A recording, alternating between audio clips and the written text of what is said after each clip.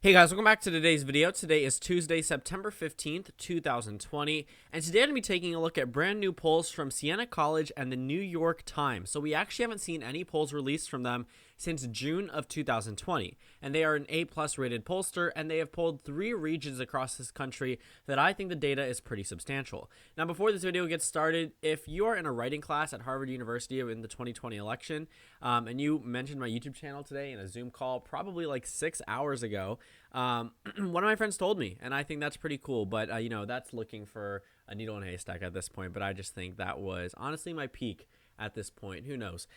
Anyways, moving past that point, looking at this data, Joe Biden is doing pretty well in pretty strong regions in this country, most notably out of, surprisingly, the Rust Belt. Now, we have new polls from Nevada and New Hampshire, and I will say that the New York Times Siena poll did have the Democratic Party at a smaller advantage than what was actually the result in both previous elections. So I do think that we should be looking at the Nevada numbers, Wisconsin, New Hampshire, and Minnesota numbers very intently because it is an A-plus rated pollster, but you also have to look at a little bit of the history there that, in Nevada specifically, it did underestimate Democrats 2 times in a row. And, underestimating Biden, he's already ahead by 4%. I really wouldn't say that Biden should worry about being ahead by 4% in a state like Nevada. But moving past Nevada and New Hampshire, let's talk about these Rust Belt states first, because this is the 2016 map, and you can see really where Hillary Clinton was very weak in terms of her support overall. And this was across the Rust Belt. I mean, this was pretty standard for Hillary Clinton. She did significantly worse than Barack Obama, not in these 3 states specifically. I mean, all across the country, except for a couple of, token Republican states from 2016. But Iowa moved further to the right. Ohio moved further to the right. Indiana moved further to the right. West Virginia did, Missouri did. So a lot of these states, literally, we're talking about the majority of states in the country moved further to the right. And that also was a combination of Donald Trump being a very new type of politician, one that the Democratic Party had not been used to before. But also, Hillary Clinton's unfavorability rating really made a huge impact on the election. And now, Joe Biden is approved of by a lot larger of a margin. And now we're seeing an A-plus rated pollster give Joe Biden a pretty significant lead across the Rust Belt. Now, they didn't poll Michigan and they didn't poll Pennsylvania, but Wisconsin was actually the state that we really needed a high-quality poll out of. We actually just got data from Monmouth University today that may end up being a video idea for me later in the week, just because I do want to see if a little bit more data comes out. But when we're talking about this A-plus rated pollster, they show Biden ahead in the state of Wisconsin by actually a pretty strong margin. He's up 5% against Donald Trump. Unfortunately for him, he does not hit 50% in any of these 4 states except for Minnesota. Minnesota we do need to talk about because the Republican Party truly thinks Minnesota will be competitive for them on the presidential level. Now, it won't be safe for the Democrats, but it's not going to flip. Minnesota might vote to the left of, Pennsylvania, but I will say that Minnesota itself is not going to flip. It's going to be very difficult for me to see a map where Minnesota's red while Biden is able to carry Michigan and Wisconsin and Pennsylvania. And even then, if Biden is able to carry the Rust Belt, and then Minnesota goes red, Trump cannot afford to lose any other state. And he's already underwater in Arizona. He's underwater in Florida. He's underwater in North Carolina at this point. So that's just a little bit of a, idea as to what would happen if Minnesota went red. But as we see, based off the numbers from the New York Times, is that Minnesota is ahead by 9%. I think Minnesota is a great indicator of where Joe Biden has improved upon in terms of support amongst these Democratic states that were close in 2016. He's leading in all 3 of the ones that were polled, New Hampshire, Nevada, and Minnesota, but Minnesota is the largest margin. Now, New Hampshire was the closest state in the 2016 election by vote count, and the closest Democratic victory in 2016. Minnesota was closer than Nevada, so it went New Hampshire, Minnesota, then Nevada. But if we're looking at the numbers now, it seems like it's going to be, Nevada, and then New Hampshire, Nevada, then Minnesota. And I think we're seeing a return of support across the Rust Belt region, not only in Minnesota, but now Biden is up 5% in Wisconsin. Across, the data that we see in Michigan, Biden is up 7% in Michigan. He's up 5% in Pennsylvania. So I think this is a general trend that we're seeing that the New York Times Siena poll is only confirming.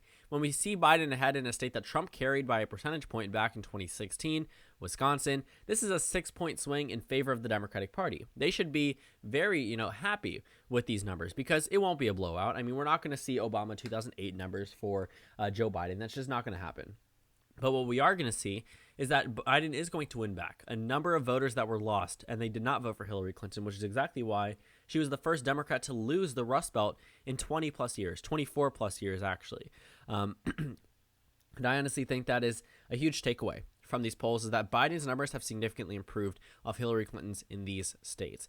+6, of a swing from 2016 to 2020 based off the results of the polls, a 7.5% swing in Minnesota from the polls, from the results in 2016 to the polls now. So these are pretty strong numbers for Joe Biden. And don't let the New Hampshire +3 and Nevada +4 net result confuse you. These undecided voters typically swing for the Democratic Party, and Biden is already leading the overall statewide by 3% and 4%.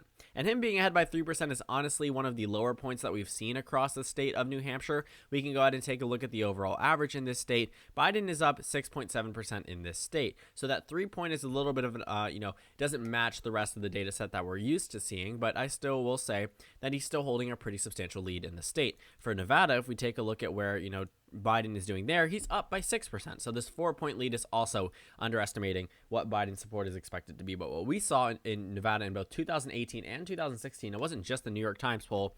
It was just that, pollsters in general overestimated Republican support. And that was, unfortunate for the Republicans because Trump was expected to carry Nevada on election day. He didn't. The Republicans were expected to carry the governor's race in Nevada on election day. They didn't. They were expected to carry in numerous House races in Nevada. They didn't. They were expected to carry the Senate race in Nevada. They didn't. So when we're looking at a lot of the data from Nevada, take a lot of it with a grain of salt, just because of the fact that, typically if a Democrat's not ahead, you don't exactly have to assume the Republican will win just because of that shaky history. But if Biden is ahead already on top of that history of underestimating Democrats, well, I will say that he's at a pretty comfortable position, to say the least. So moving past Nevada, Wisconsin, and Minnesota, New Hampshire was actually, like I said, the closest state that Hillary Clinton carried. She won it by 2,000 votes, and these were all amongst likely voters, and Biden actually leads them by 3%. But amongst these undecided voters, we're going to see a pretty big split in favor of Joe Biden. When we're looking at New Hampshire, it's not a state that's crucial to Biden's victory. Even if Trump was able to carry it, if Biden flips the Rust Belt, he still wins the election. That's not even accounting for the fact that Biden could very well win Arizona, could very well win Florida, or even North Carolina. So New Hampshire may actually be a little bit more, I guess you could say, center leaning, meaning it's still a toss up, but at the end of the day, Joe Biden is still the favorite to win it, and the overall average indicates that as well. And these New York Times poll, while it does show that the race is a little bit narrower than expected, still Joe Biden is the favorite to win that state. You can't really twist that in a way to say, Donald Trump is going to win the state because Biden is ahead by 3%. And if we're looking at these battleground states, I'm happy that the New York Times did, poll different regions of the country. I really wish that they would release an Arizona poll, possibly a Florida one, because we saw a Florida one from Monmouth University. I really want to see some more A+ rated pollsters getting, a number of states polled, because what we see in Minnesota and Wisconsin is the same trend that we see across the Rust Belt. But what we saw in Nevada and New Hampshire didn't really match a lot of the other data. At least it underestimated Biden's support. And it could be that maybe these areas have narrowed up, but we see no other data that's substantiated that shows that these two races in particular have narrowed down or even moved down from where they were just a couple of months ago or even 2 weeks ago. And I really want to see more A+ rated pollsters come out and poll these battleground states because, the New York Times poll is very respected, absolutely. But at the same time, I'm not going to put aside all of the other data that we see just to, follow one. And even if I did, it wouldn't change much. I mean, Biden's still leading across all 4 of these states. Tina Smith is the senator from the state of Minnesota who currently holds 49% of the vote. Absolutely going to be very solid for the Democrats on the Senate level. So what we see on both the presidential level and the Senate level in these battleground states is that Joe Biden has won back a lot of the support that Hillary Clinton lost in 2016. We're talking 7% in Minnesota. We're talking 6% in Wisconsin, marginally in New Hampshire and Nevada. But at the end of the day, an improvement is an improvement. And I think that's the same idea that we've been seeing across this entire campaign season, is that Donald Trump has not retained the same voters from 2016. He cannot afford to lose more than 1% of them, and he's done more than that. He's lost 6 in a state that he carried by 22,000 votes. Biden currently leads. He lost 7.5%, compared to what the margin was in 2016 in a state that Hillary Clinton carried by 1.5%, which according to the New York Times poll should be a 9-point victory for Joe Biden. So across the entirety of the map, what we see in the Western region is that Joe Biden's numbers are still pretty solid. I will say for a Democrat leading by 4 in Nevada, probably could expect them to win by 5-6%. That's an improvement on 2016. Even 4% is an improvement. If we're looking at the Northeast, it may be a little bit closer, but at the same time, New Hampshire data all indicates that the race still is pretty solid for Joe Biden, and it's still inconsequential. I mean, New Hampshire, while it will be interesting to see it red and the rest of the other states blue, it is important to note that New Hampshire is only 4 electoral votes and honestly will truly be inconsequential at the end of the day. And then the Rust Belt is the perfect region to get a lot of data out of. One Trump state, one Clinton state, both show that Joe Biden is significantly improving off her numbers from 2016. So thank you guys so much for watching this video. Make sure to comment down suggestions below. Subscribe on the left if you haven't already, and check out the Instagram and Twitter. At the bottom left of the screen, there's also a Discord link for you to go ahead and join. Go ahead and check out the merchandise found in the description box down below. And on the screen, there's a video you can watch and then a playlist for my 2020 election videos. Again, thank you guys so much for watching, and I will see you all tomorrow.